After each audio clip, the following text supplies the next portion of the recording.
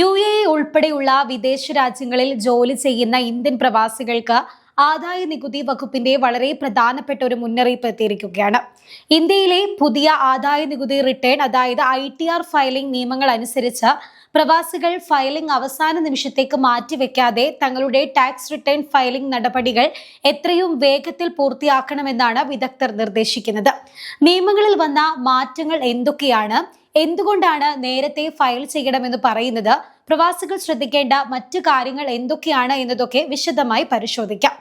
സാധാരണയായി ജൂലൈ 31 ഇന്ത്യയിൽ ITR file ചെയ്യാനുള്ള അവസാന തീയതി. എന്നാൽ പ്രവാസികളെ സംബന്ധിച്ച് വിദേശത്തെ വരുമാനം, ഇന്ത്യയിലെ ബാങ്ക് അക്കൗണ്ടുകളിലെ പലിശ, NRE, NRO അക്കൗണ്ടുകളിലെ സ്റ്റേറ്റ്മെന്റുകൾ എന്നിവ കൃത്യമായി ഒത്തുനോക്കേണ്ടതുണ്ട്. അവസാന നിമിഷം തിരക്ക് കൂട്ടുമ്പോൾ ഈ രേഖകളിൽ തെറ്റുകൾ വരാനും അത് പിന്നീട് വലിയ പിഴകളിലേക്കോ ആദായ നികുതി വകുപ്പിന്റെ നോട്ടീസുകളിലേക്കോ വഴിമാറാനും സാധ്യതയുണ്ട്. ഇതൊഴിവാക്കാനാണ് ഇപ്പോഴേ തയ്യാറെടുപ്പുകൾ നടത്താൻ ആവശ്യപ്പെടുന്നത്.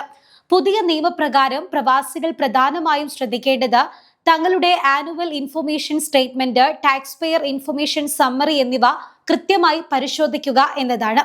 ഇന്ത്യയിൽ നിങ്ങൾ നടത്തിയ വലിയ സാമ്പത്തിക ഇടപാടുകൾ, ഭൂമി വാങ്ങൽ, ഷെയർ മാർക്കറ്റ് നിക്ഷേപങ്ങൾ എന്നിവയിലെല്ലാം ഇതിൽ രേഖപ്പെടുത്തിയിട്ടുണ്ടാകണം. നിങ്ങളുടെ വിദേശ വരുമാനത്തിന് ഇന്ത്യയിൽ നികുതി ഇളവ് ലഭിക്കണമെങ്കിൽ ഡബിൾ ടാക്സേഷൻ അവോയ്ഡൻസ് എഗ്രിമെന്റ് ആനുകൂല്യം കൃത്യമായി ക്ലെയിം ചെയ്യേണ്ടതുണ്ട്. ഇതിനായി പ്രവാസി താമസിക്കുന്ന രാജ്യത്തെ ടാക്സ് റെസിഡൻസി സർട്ടിഫിക്കറ്റ് ഉൾപ്പെടെയുള്ള രേഖകൾ ആവശ്യമായി വരും. അതേസമയം കൃത്യസമയത്ത് ITR ഫയൽ ചെയ്തില്ലെങ്കിൽ 5000 രൂപ വരെ ലേറ്റ് ഫീ നൽകേണ്ടതായും വന്നേക്കാം. അതുകൂടാതെ ഇന്ത്യയിലെ ബാങ്ക് അക്കൗണ്ടുകളിൽ നിന്ന് ലഭിച്ച പലിശയ്ക്കോ മറ്റു വരുമാനങ്ങൾക്കോ ഉയർന്ന നിരക്കിൽ TDS ഈടാക്കാനും സാധ്യതയുണ്ട്. കഴിഞ്ഞ സാമ്പത്തിക വർഷങ്ങളിൽ നിങ്ങളുടെ NRI സ്റ്റാറ്റസിൽ എന്തെങ്കിലും മാറ്റം വന്നിട്ടുണ്ടോ എന്നതും കൃത്യമായി കണക്കാക്കി വേണം റിട്ടേൺ ഫയൽ ചെയ്യാൻ. തടസ്സമില്ലാതെ നികുതി ഫയൽ ചെയ്യുന്നതിനായി പ്രവാസികൾ ഇനി പറയുന്ന രേഖകൾ മുൻകൂട്ടി ശേഖരിച്ചു വെക്കേണ്ടതുണ്ട്. 1. ബാങ്ക് സ്റ്റേറ്റ്മെന്റുകളാണ്. 2025 ഏപ്രിൽ 1 മുതൽ 2026 മാർച്ച് 31 വരെയുള്ള NRO, NRE റെസിഡൻസ് അക്കൗണ്ട് വിവരങ്ങൾ നിങ്ങളുടെ പക്കൽ ഉണ്ടാകണം.